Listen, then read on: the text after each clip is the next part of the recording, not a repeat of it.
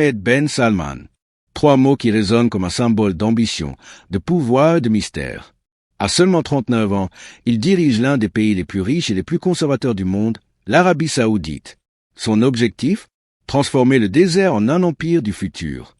Mais derrière les lumières et les gratte-ciel, se cache un royaume où le progrès côtoie la peur. Voici l'histoire d'un prince pas comme les autres. Un homme qui veut changer le monde à sa manière. En 2015, le monde découvre un visage nouveau dans la monarchie saoudienne, celui de Mohammed Ben Salman, le fils du roi Salman. Dès ses premiers pas au pouvoir, MBS se distingue par son audace et son goût du risque. Alors que les anciens princes gouvernaient dans le secret, lui s'affiche, s'exprime et assume son ambition. Il promet de moderniser son pays, d'en finir avec la dépendance au pétrole et de donner une nouvelle image à l'Arabie saoudite. Son plan, baptisé Vision 2030, a un objectif clair, faire entrer le royaume dans une ère post-pétrole. Mais cette ambition ne se limite pas à l'économie. MBS veut tout changer, la société, la culture et même la religion.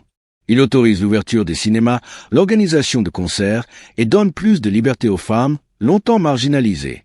Pour beaucoup, il est le symbole d'un vent de modernité. Pour d'autres, un stratège redoutable qui cherche avant tout à consolider son pouvoir. Car très vite, Mohammed Ben Salman montre qu'il n'a peur de personne. Il écarte ses rivaux, restructure le gouvernement et place ses hommes de confiance au poste clé. En quelques mois, il devient le véritable maître du royaume. Et pourtant, cette ascension fulgurante n'est pas sans zone d'ombre. Sous l'impulsion de MBS, l'Arabie saoudite change de visage. Les festivals remplacent la censure. Les stades accueillent Cristiano Ronaldo, Neymar et bien d'autres stars du football mondial. Les concerts, les événements internationaux, les gratte-ciel futuristes, tout semble indiquer une ouverture sans précédent. Le pays, autrefois fermé, devient une vitrine mondiale du progrès. Le projet Neom, une mégapole construite au milieu du désert, incarne cette vision. Une ville sans voiture, sans pollution, où la technologie règne en maître.